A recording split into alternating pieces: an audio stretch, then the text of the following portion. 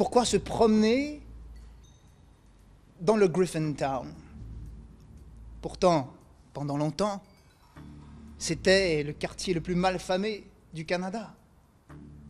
Alors ce ne sont pas des rues, ce sont des cimetières. Et ce ne sont pas là des bâtiments, ce sont des pierres tombales. Robusquet, qu'est-ce que Montréal hanté? Montréal hanté, c'est en fait, pour l'instant, c'est 3 visites dont la thématique première, c'est l'activité paranormale qui a eu lieu et qui a toujours lieu dans les différents secteurs de Montréal. Miss Troy, qui vivait au premier étage, au rez-de-chaussée, plutôt, elle a entendu « Bang !» Quelqu'un ou quelque chose avait frappé le plancher, son plafond, juste au-dessus d'elle, et avait fendu la peinture et le bois.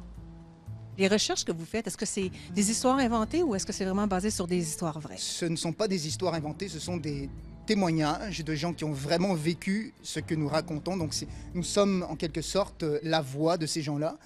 Alors ce sont des histoires réelles, des faits vécus de leur propre expérience, bagage d'expérience.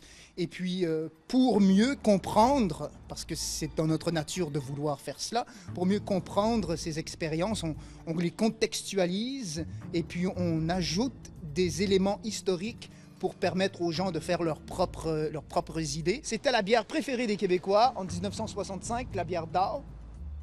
Mais comme ils ont détecté, c'est-à-dire les journalistes, du sulfate de cobalt au mois d'août de 1965, la popularité de la bière a chuté dramatiquement.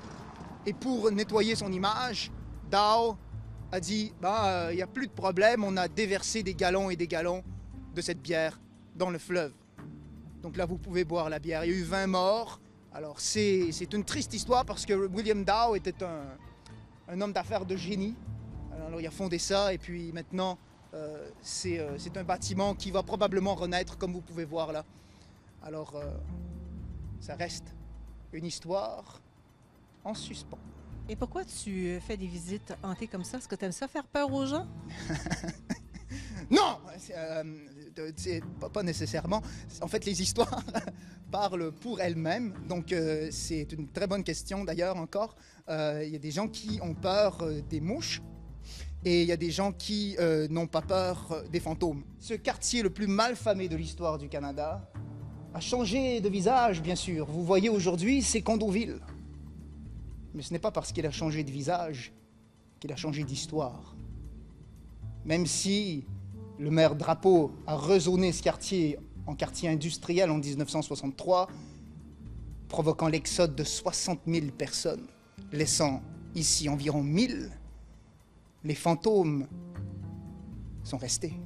Alors on passe à la prochaine visite, au prochain lieu? Exactement. Selon la légende, selon les témoignages, à tous les 7 ans, le 27 juin, à tous les 7 ans, depuis 1879, des gens auraient vu apparaître sur le coin de William et Murray le fantôme décapité de Mary Gallagher. Va-t-elle revenir? Est-ce que c'est terminé? Ce sera à vous de le conclure et à nous de le raconter.